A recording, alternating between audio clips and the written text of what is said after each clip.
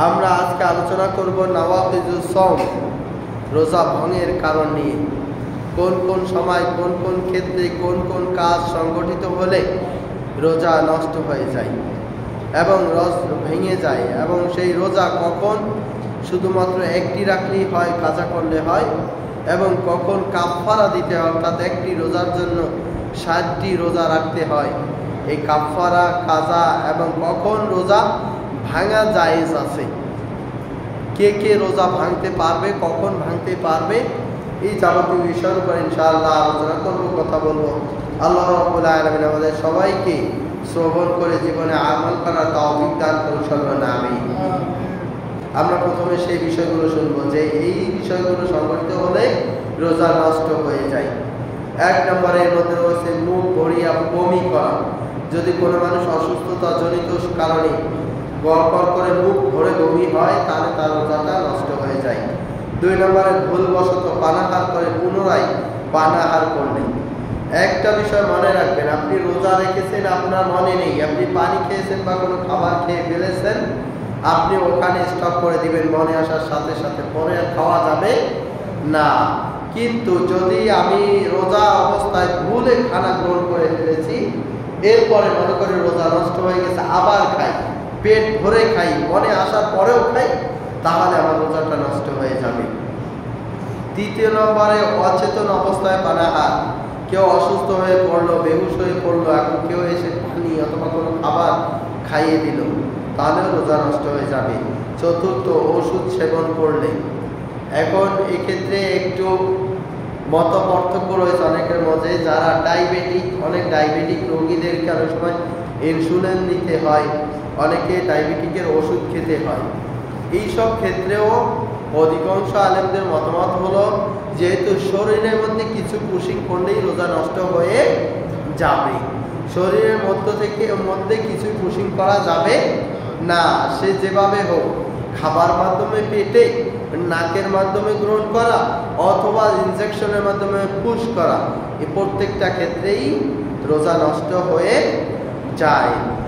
5 নম্বরে অল্প বমি। অনেক সময় ঢেকুর আসে আমাদের, ঢেকুরের সাথে খাবার, 2-1টা ভাত চলে আসলো বা কোনো একটা বুট চলে আসলো খাবার রোজা অবস্থায়, এই ঢেকুরের সাথে যেটা আসলো আবার ওটা গিলে ফেললে, ওটা ফেলে দিলে সমস্যা নাই, রোজা ঠিক থাকবে, কিন্তু ওটাকে আবার গিলে ফেললে রোজাটা নষ্ট হয়ে যাবে। 6 নম্বরে দাঁত। অনেকের দাঁত ফাঁকা থাকে, ভোর রাতে খাবার খেয়েছি সাহারিতে, এই খাওয়ার সময় কোনো খাবার যদি দাঁতের ফাঁকার মধ্যে ঢুকে থাকে, এরপরে দিনের বেলায় জিহ্বা থেকে ঘুরতে ঘুরতে বা নাড়াচাড়া করে খাবারটা বেরিয়ে আসছে, আবার ওটা গিলে ফেললে রোজা নষ্ট হয়ে যাবে। দাঁতের ফাঁকে আশেপাশে কোথাও খাবার থাকলে, সাহারি খেয়েছি, আজান হয়ে গেছে, এখন হঠাৎ মুখের মধ্যে খাবার থেকে গেলে কুলি করে ফেলতে হবে। এটা কুলি করলে যদি এটা আবার খেয়ে ফেলি, তাহলে কি হবে? রোজা নষ্ট হয়ে যাবে। 8 নম্বরে থুতুর সাথে অর্ধেকের চেয়ে বেশি যদি রক্ত থাকে, আমরা থুতু ফেলি, অনেক সময় দাঁতের মধ্য থেকে অনেকের রোগ হয়, সমস্যা হয়, রক্ত বের হয়। এখন দেখতে হবে থুতু এবং রক্ত, এই দুইটার পরিমাণ যদি সমান সমান হয়ে যায়, মানে লাল হয়ে যায়, বা থুতু যতটুকু হবে রক্ত সেই সেম পরিমাণ, এই ধরনের থুতু গিলে ফেললে রোজা যাবে। কারো মুখ থেকে রক্ত বের হলে থুতুটা ফেলে দিতে হবে, এটা গিলে খাওয়া যাবে না। স্বাভাবিক থুতু, এটাকে সমস্যা না, কিন্তু যদি থুতুর সাথে রক্ত থাকে তাহলে আপনার রোজাটা নষ্ট হয়ে যাবে। 9 নম্বরে থুতু বের করে মুখের মধ্যে এনে, অনেক সময় অনেকের বদ অভ্যাস থাকে, মুখের মধ্যে থুতু জমা করে রাখে, এরপরে ওই থুতু না ফেলে জমা থুতু যদি আবার গিলে ফেলে, অনেকগুলো থুতু জমা করে, সেক্ষেত্রেও রোজা নষ্ট হয়ে যাবে। 10 নম্বরে নাক থেকে নাসিক, যেমন দেখেন ইন্স্যুরেন্সের কথা বলছে এবং নাসিক, যেমন অনেকে অ্যাজমা সমস্যা বা হাঁপানি সমস্যা আছে, এই ক্ষেত্রে অনেকে নেই, আমরা নেবুলাইজার নেই, বা এই জাতীয় নেবুলাইজার জাতীয় যারা যেই গ্যাসগুলো নেয়, এই জাতীয় কোনো প্রকার গ্যাস বা নেবুলাইজার, এগুলো যদি প্রাপ্তবয়স্ক রোজা রেখে যদি কেউ নেয়, সেক্ষেত্রে রোজা নষ্ট হয়ে যাবে। 11 নম্বরে কেউ জোর করে কিছু খাইয়ে দিলে, আমি খাইনি, জোর করে কেউ মুখের মধ্যে দিল, হঠাৎ করে আর গিলে ফেলছি, তাহলে রোজা নষ্ট হয়ে যাবে। 12 নম্বরে ঢুস ব্যবহার করলে, যেমন ঢুসটা কিন্তু মুখ থেকে ব্যবহার করা হয় না, ঢুসটা পিছন থেকে ব্যবহার করা হয় জ্বরের জন্য, অন্যান্য সমস্যার জন্য। এভাবে যদি এটাও ব্যবহার করা হয় সেক্ষেত্রে রোজা নষ্ট হয়ে যাবে। 13 নম্বরে কোনো অখাদ্য বস্তু খেয়ে ফেললে, যেমন মুখের মধ্যে কোনো একটা পাথর অথবা কোনো একটা গাছের টুকরা অথবা এই যদি কোনো একটা মুখের মধ্যে নাড়াচাড়া করতেছে, করতে করতে হঠাৎ করে সেটা পেটে ঢুকে গেছে, তাহলে রোজা নষ্ট হয়ে যাবে। এই জন্য মুখের মধ্যে কিছু রাখা যাবে না।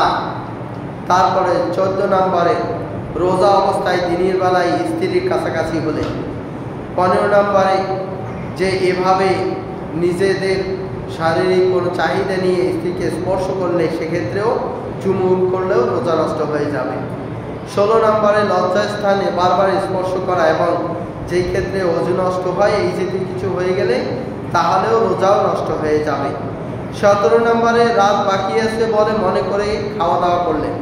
রোজা আমি খাচ্ছি ভোর রাতে সাহারি, মনে করলাম আজান হচ্ছে না, শুনিনি, এখনো রাত আছে অথচ রাত নেই, পরবর্তীতে বুঝতে পারলে তাহলে রোজা নষ্ট হয়ে যাবে। 18 নম্বরে ক্ষত স্থানে ওষুধ লাগালে এবং সেই ক্ষত স্থানে ওষুধ যেমন মুখে বা জিহ্বা বা নাক এই যেহেতু কোনো জায়গায় লাগালে সেটা যদি পেটে চলে যায়, এর তেজস্ক্রিয়া যদি পেটে চলে যায় তাহলে আমাদের রোজা নষ্ট হয়ে যাবে। 19 নম্বরে সূর্যাস্তের পূর্বে ইফতারি করলে, হঠাৎ করে অন্ধকার হয়ে গেছে, মনে করলাম মনে হয় ইফতারি টাইম হয়ে গেছে, এখন তো ঘড়ির টাইম আছে দেখা যায়, যদি এভাবে ভুল হয়ে যায় তাহলে রোজা নষ্ট হয়ে যাবে।